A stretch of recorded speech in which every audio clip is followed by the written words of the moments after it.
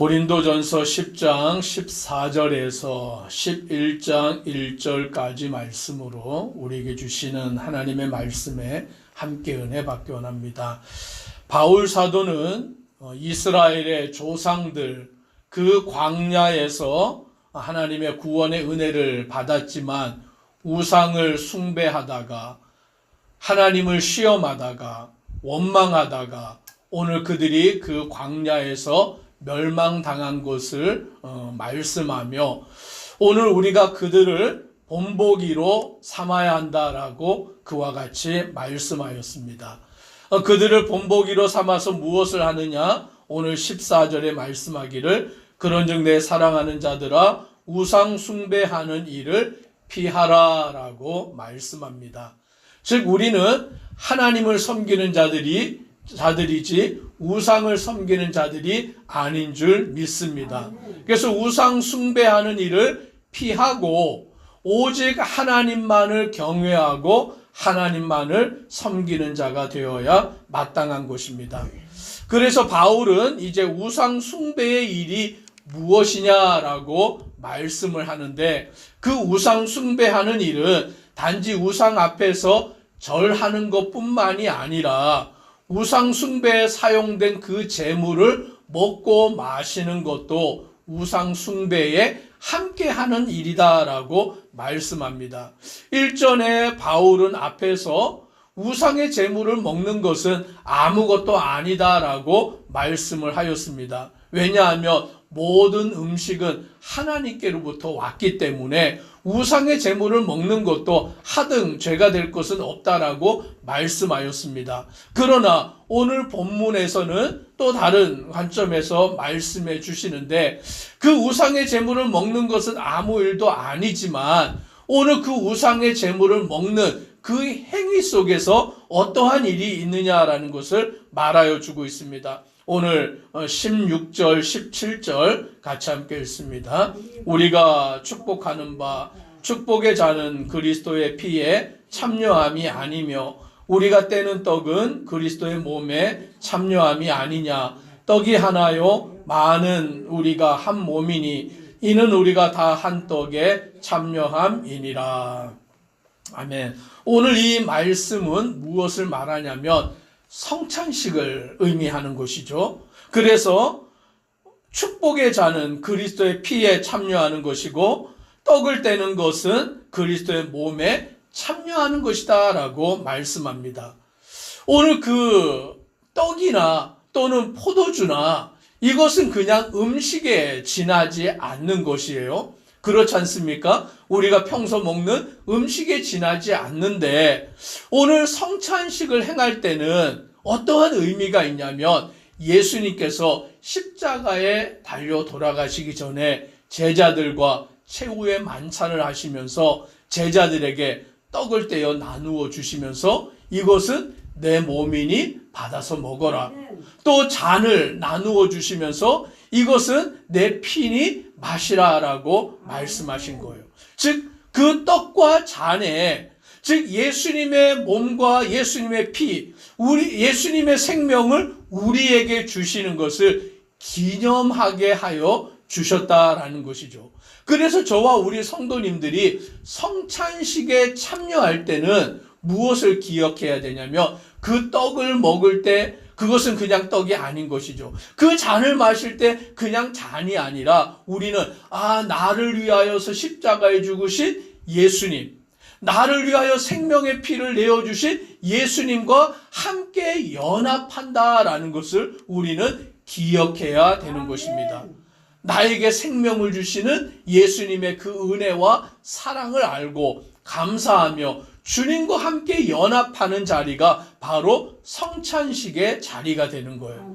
그냥 우리가 평소에 그 떡도 먹고 잔도 마시고 뭐 그렇게 하지만 거기에는 그것이 없죠. 그런데 교회에서 예배를 드리면서 성찬식을 행할 때 그 자리에 참여하는 것은 우리가 우리를 위해서 죽으신 예수님의 그 은혜를 기억하며 주님과 함께 연합하는 자리가 된다라는 것입니다.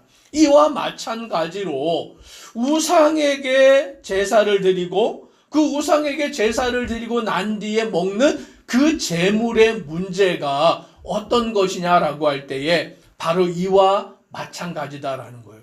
우리가 예수님이 나를 위하여 죽으시고 그것을 기억하며 기념하며 떡과 잔을 마시면서 주님과 함께 연합하게 되는 것처럼 그 우상에게 제사를 드리고 그 제사를 드린 그 음식을 먹을 때에 그것은 곧 우상과 함께 연합하는 거죠. 귀신과 함께 연합하게 되는 것이다라고 말씀해 주고 있는 것입니다. 20절 우리가 같이 함께 읽습니다. 무릇 이방인이 제사하는 것은 귀신에게 하는 것이요 하나님께 제사하는 것이 아니니 나는 너희가 귀신과 교제하는 자가 되기를 원하지 아니하노라. 아멘. 당시에 고린도 교회 또 고린도 교회 성도들 가운데는 자기의 지식을 자랑하면서 오늘 음식은 다 하나님께로부터 왔으니까 모든 음식을 먹어도 가해라고 괜찮아라고 말하면서 우상에게 제사를 드리고 그 음식을 먹는 곳에 가서도 서스럼 없이 그 음식을 먹는 고린도 교회 성도들이 있었다라는 거예요. 원칙적으로는 맞는 거죠. 음식을 먹어도 상관은 없는 거예요. 그런데 바울 사도는 뭐라고 말씀하냐면 이 음식이라 할지라도 오늘 하나님께 예배드리고 그 성찬식을 통하여서 먹는 음식이 하나님과 연합하는 것이 된다면, 예수님과 연합하는 것이 된다면 귀신에게 제사를 드리고 그 귀신에게 제사 드린 음식을 먹는 것은 곧 귀신과 연합하는 일이 되는 것이다 라고 말씀하고 있는 것입니다. 그러므로 바울은 21절 같이 함께 읽습니다. 너희가 주의 잔과 귀신의 잔을 겸하여 마시지 못하고 주의 식탁과 귀신의 식탁에 겸하여 참여하지 못하리라. 우리가 우리의 삶 가운데서 이것을 분명히 구분할 줄 알아야 한다라는 것이죠. 무분별하게 무질서하게 행하는 것이 아니라 분명하게 그 질서를 가지고 어떠한 삶을 살아야 하는지를 깨달아서 나아가는 것, 그것이 바로 믿음의 성도가 해야 할 일이다라고 말씀합니다. 그래서 우리에게 원칙을 말씀하기를 23절 같이 함께 읽습니다. 모든 것이 가하나 모든 것이 유익한 것이 아니요 모든 것이 가하나 모든 것이 덕을 세우는 것은 아니니. 아멘. 모든 것이 가합니다. 모든 것을 할 수 있습니다. 그렇다고 해서 모든 것을 다 하는 것은 옳은 것이 아니고 유익한 것이 아니고, 모든 것을 다 할 수 있고 모든 것을 다 내가 원하는 대로 할 수 있지만 그것이 다 덕을 세우는 것은 아니다라는 것이죠. 그러니 우리가 예수 그리스도를 믿을 때에 주님 안에서 우리에게는 자유함이 있어요. 주님 안에서 우리는 모든 것을 다 할 수 있고 모든 것을 다 먹을 수 있습니다. 그렇다고 해서 다 먹고 다 원하는 대로 내 자유라고 해도 되느냐? 아니다라고 바울 사도는 말씀하고 있는 것입니다.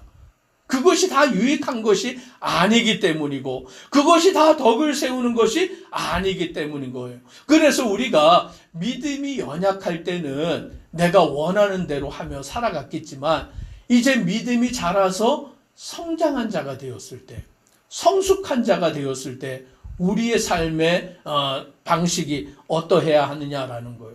24절 같이 함께 읽습니다. 누구든지 자기의 유익을 구하지 말고 남의 유익을 구하라. 아멘. 이것이 믿음이 성장한 성도의 모습인 줄 믿습니다.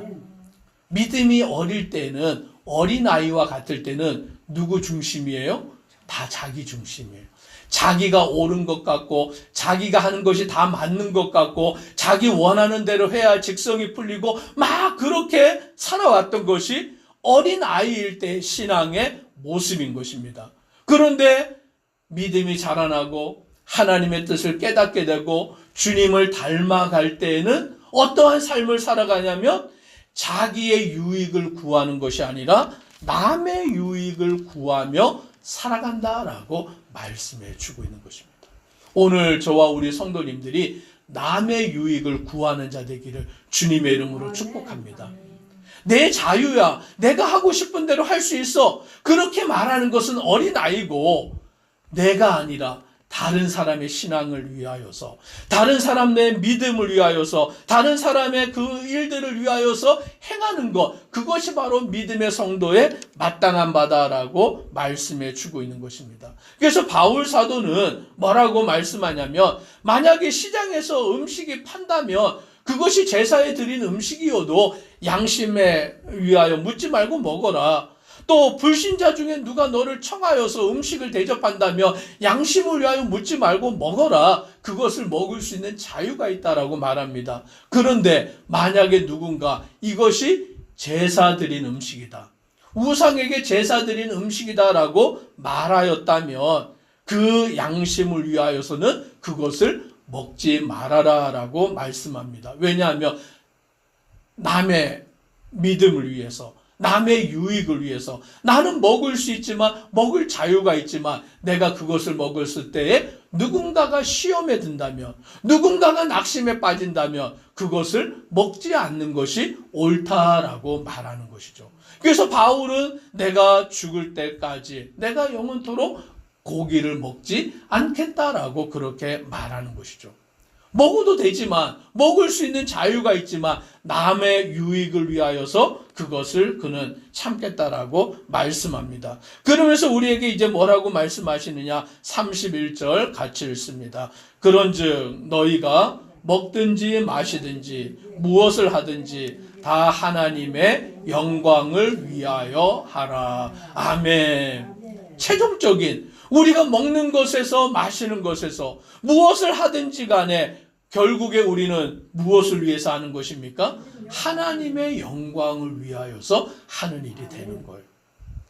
믿음이 약할 때는 나를 위해서 했는데, 자기 중심적으로 했는데, 믿음이 자라나면서 나를 위한 것이 아니라 남을 위하여서, 남의 유익을 위하여서 행하는 자가 되고, 결국에는 그 모든 일 가운데 하나님의 영광이 우리의 삶에 초점이 되어야 된다라고 말씀해 주고 있는 것입니다. 그래서 바울이 그와 같이 행한 것처럼 오늘 모든 고린도 교회 성도들도 자기의 유익이 아니라 다른 사람의 유익을 구하여서 그 안에 살아가는 신앙의 모습이 되기를 바울은 말씀하고 있는 것입니다. 우리 다 같이 33절과 11장 1절을 읽습니다. 나와 같이 모든 일에 모든 사람을 기쁘게 하여 자신의 유익을 구하지 아니하고 많은 사람의 유익을 구하여 그들로 구원을 받게 하라. 내가 그리스도를 본받는 자가 된 것 같이 너희는 나를 본받는 자가 되라. 아멘. 바울은 나와 같이라고 말합니다. 바울 자신과 같이 모든 일에 모든 사람을 기쁘게 하고 자신의 유익을 구하지 아니하고 많은 사람의 유익을 구하여 그들로 구원을 받게 하라라고 말합니다. 즉 바울은 자기를 위해서 살지 않고 남을 위하여서, 남의 유익을 위하여 살았으니 너희는 나를 본받는 자가 되라 라고 말합니다. 그런데 바울은 결국 누구를 본받았습니까? 예수 그리스도를 본받는 자였다라는 거죠. 즉 바울의 그 행동과 바울의 그 삶은 예수님을 본받은 삶이고 예수님을 따라 살아간 삶이다라고 말씀해 주고 있습니다. 즉 예수님이 우리의 유익과 우리의 구원을 위하여 이 땅에 오셔서 자기의 생명을 내어주신 것이죠. 오늘 예수님은 십자가에 죽지 않으셔도 돼요. 예수님은 십자가에 달려 돌아가시지 않아도 돼요. 그럴 권리도 있고 권능도 있고 그럴 자유도 있습니다. 그런데 예수님은 자기의 자유를 내려놓고 자기의 권리를 내려놓으시고 우리를 위하여 십자가에 달려 돌아가시는 것입니다. 우리의 유익을 위해, 우리의 구원을 위해 예수님이 그렇게 하셨는데 그것을 바울이 본받았고, 바울이 우리의 유익을 위하여 그와 같이 자기의 자유와 권리를 내려놓은 것처럼 우리도 본받아서 그와 같은 삶을 살아가는 성도 되기를 주의 이름으로 축복합니다. 기도드리겠습니다. 사랑의 하나님, 바울이 예수 그리스도를 본받은 것처럼 오늘 우리도 바울을 본받는 자가 되어서 아멘. 나의 유익과 나의 자유를 위해서가 아니라 남의 유익과 남의 구원을 위하여서 자신을 헌신할 수 있는 믿음의 성도가 되도록 은혜 더하여 주옵소서. 아멘. 예수님 이름으로 기도드리옵나이다. 아멘. 아멘.